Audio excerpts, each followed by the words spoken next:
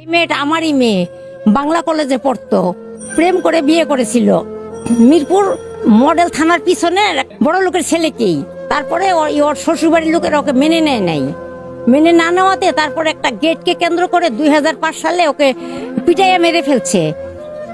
মারা যাওয়ার পর পরে এখন আমাকেও দেয় নাই লাশ, তারাও লাশ কবর দেয় নাই, তাদের পারিবারিক কবরস্থানও আছে, তারপর লাশ কবর দেয় নাই কেন? পরে পুলিশের সহযোগিতায় আমার এই মেয়েটাকে বেওয়ারিশ করে দিয়েছে। আর যে ঢাকা মেডিকেলের ডাক্তারের সহযোগিতায় অপমৃত্যু রিপোর্ট বের করেছে।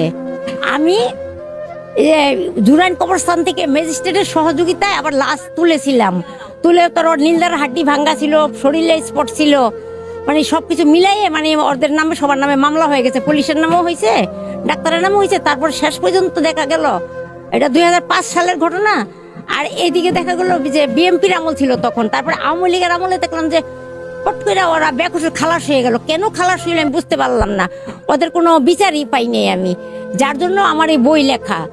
আমি অনেক জায়গায় ঘুরে ঘুরে এখন আমি বাস্তব ঘটনা নিয়ে বই লিখি, কোথায় কি ঘটে, কিভাবে যে পুলিশেরা একটা মেয়েকে নিয়ে ধর্ষণ করে বা নির্যাতন করে, বা একটা ভালো মানুষকে রাস্তা থেকে তুলে নিয়ে যে হিরোইন ঢুকাই দিয়ে টাকা পয়সা নেয় বস্তিতে, যেরকম আর কি যে হিরোইন বিক্রি করে, পুলিশেরা সন্ধ্যার দিকে যাইয়া ওইখান থেকে টাকা পয়সা আনে মানে ওদের কাছ থেকে, মানে এই সমস্ত সব মিলাইয়া মানে ঘটনা আমি হেঁটে হেঁটে সব বের করে করে আমি এগুলা লিখি এখন।